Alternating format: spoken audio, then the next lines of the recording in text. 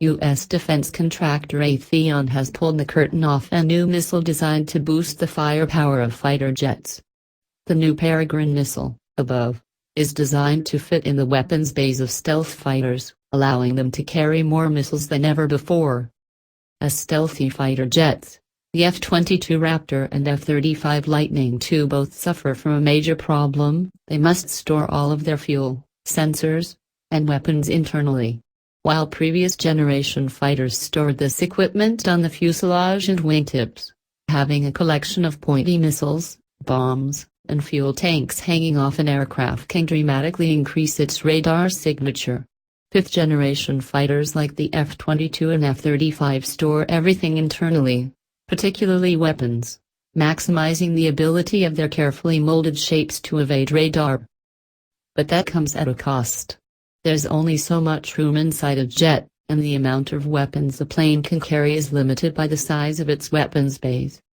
The F-35, for example, has 2 bays that can carry up to 4 AMRAAM air-to-air missiles. That's only half as many missiles as fourth-generation fighters can comfortably carry. Although capable, the AMRAAM is basically a 30-year-old missile designed for the old days when missiles were carried outside the aircraft. The new Peregrine missile was revealed earlier this week by Raytheon at the Air Force Association's National Conference. Peregrine, named after a North American falcon that preys on other birds, is just 6 feet long and weighs 150 pounds. The AMRAAM, by contrast, is 12 feet long and weighs approximately 335 pounds. Peregrine looks very similar to the SM-1/2/3/6 standard series of naval surface-to-air missiles also manufactured by Raytheon.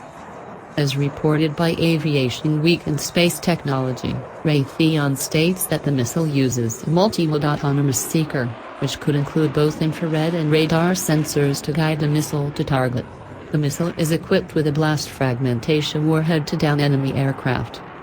Propulsion is described as a new, high-performance propulsion section that gives a missile half the size of AMRAAM a slightly better range. The missile is described as having very good maneuverability in the endgame stage, giving it the ability to chase down aircraft trying to evade it in the moments before intercept.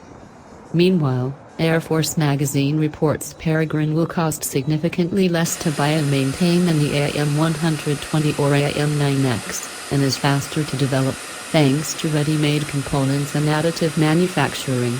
That's important because the cost of missiles, like fighter jets, is skyrocketing. AIM-120C7, the latest version of the AMRAAM, was recently sold to Japan and Hungary for between $2 and $2.7 million each, including missiles, software, supporting equipment, and contractor field support.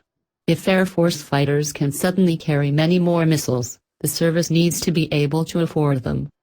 How many Peregrines can an aircraft like the F-35 carry? It's not clear, but it's possible that if Peregrine is half as long as AMRAAM, an F-35 could carry twice as many of them. That would mean each F-35 could carry 8 missiles, and even more missiles on external hardpoints if mission planners were willing to trade stealth away. It's even possible that the Air Force could team an F-35 carrying Peregrines internally with an F-35 carrying the missiles both internally and externally, with the former jet quietly spotting targets for the latter. Lockheed Martin has teased a notional beast mode for the F-35 that has it carrying 16 AMRAAM and Sidewinder air-to-air missiles, 12 externally. With Peregrine, it might carry up to 20 missiles. As the F-35 program rolls on, it's likely the short-range Sidewinder and medium-range AMRAAM missiles will be replaced by the medium-range Peregrine or the similarly sized CUDA missiles under development by Lockheed Martin. The Long-Range Joint Advanced Tactical Missile, or AIM-260, might replace 2 medium-range missiles internally, but engage at even greater distances. The trend is clearly toward longer-range missiles that take advantage of a web of battlefield sensors and data sharing to shoot down adversaries first. That could enable American and Allied air forces to fight, and win, even outnumbered.